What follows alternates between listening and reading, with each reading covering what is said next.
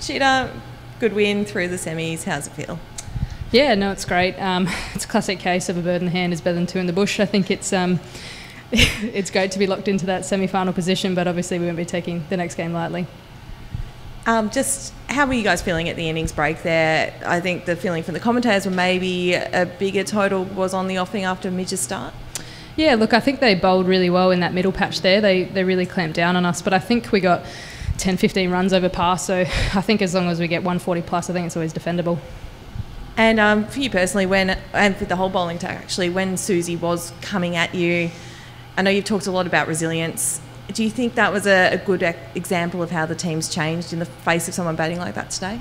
Yeah, definitely. I think it was a really good challenge for us and something that we've probably needed. But I think it's moments like that where you just need to take a deep breath. I think that's what we did out there, and probably we'd panic maybe 12, 18 months ago. But yeah, it's something we've worked on, and it was nice to see it out there today. What was it that you were discussing out there at those times? Pretty much just basic plans. I think we just needed to obviously keep Batesy off strike as much as we could, and so trying to give it a single and put pressure on the other end. And just personally against Ireland, fair to say, probably wasn't your best game. Bad day. Yeah, bad day. How are you feeling about that, and then to come out and do what you did tonight? How does that sort of make you feel? Yeah, much better. Look, after the 5 wides at the start, I was a little bit worried it could have been a bad day again. But yeah, two bad games in a row would have been absolutely horrible for me. So yeah, nice to bounce back. And does that just give you that confidence? Like, how were you feeling after that Ireland game? I was feeling okay. Just you feel let down a little bit, kind of after a match like that. But at the end of the day, we won. Had we lost and I'd lost us the game, then I would have been pretty bummed. But it's cricket; those games happen. And the importance of not having to win against India. Like, I know you're going to try and win, but so that's not make or break. Like, how much is that a benefit to the team to have that off your shoulders? Yeah, I guess it's a breath of fresh air. I think it just gives us freedom to go out and play the kind of cricket that we want to and that we really want to go into the finals producing, really. Is there a chance that you're going to test the bench strength knowing that you've already gone through to the semi-finals? Oh God, I don't know that question. Matthew Mott, is he around? I hope not, because I want to keep playing.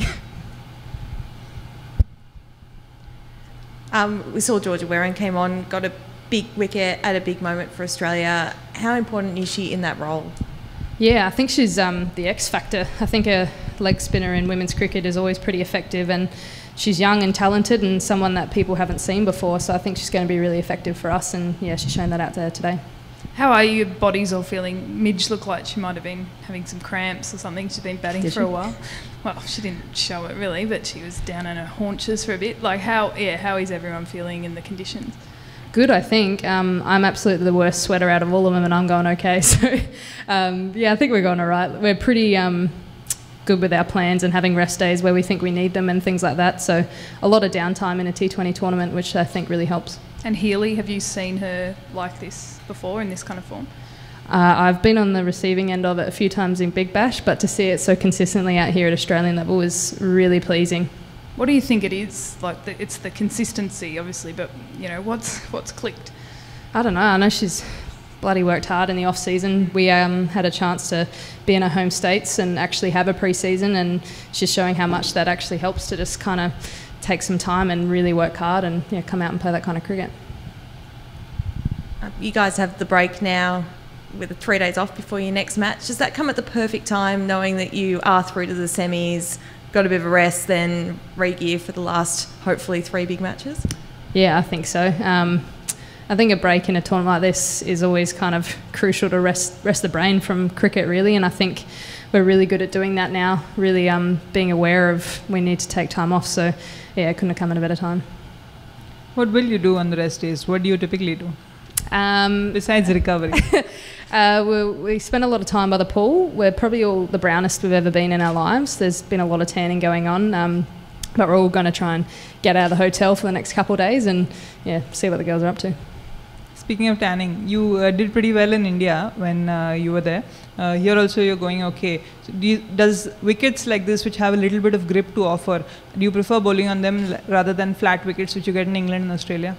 Yeah, definitely. I think for me, slower balls and back of the hands and that sort of stuff is what I love to bowl, and here it grips a little bit more, and there's been some pretty big turnout there for myself. So, yeah, I love playing on wickets like this.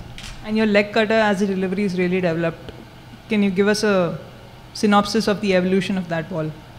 Not really, to be honest. I just kind of saw it as an effective ball in the power play. I think that there's less room for error than there is with my back of the hand, so it's all about just bowling the right one at the right times. But as I said, it's more effective on wickets like this over here.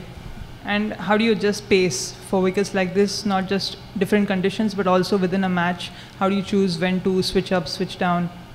It depends on the batter, to be honest, and the situation of the game. I'm probably not going to bowl a risky ball if they need a boundary off that kind of ball, but I don't know, it's just what I feel when I'm out there. Today, how did you, what is your thought process today with regards to your pace? Well, when I came back on, we had already taken the big wicket of Batesy, so for me it was just making sure when I was bowling in the power play, trying to restrict them from boundaries as much as I can. Dots are great, but if I'm getting smacked for boundaries on the other ball, it doesn't really matter. So, yeah, that's all I try and do in the power play.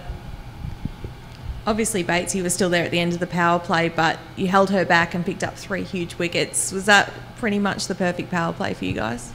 Yeah, I think so. I think it's kind of the blueprint. I think we'd take that against a powerhouse like New Zealand. I think we had a really good series against them not long ago, so we know if we can contain them in the power play, then it sets us up for the rest of the innings.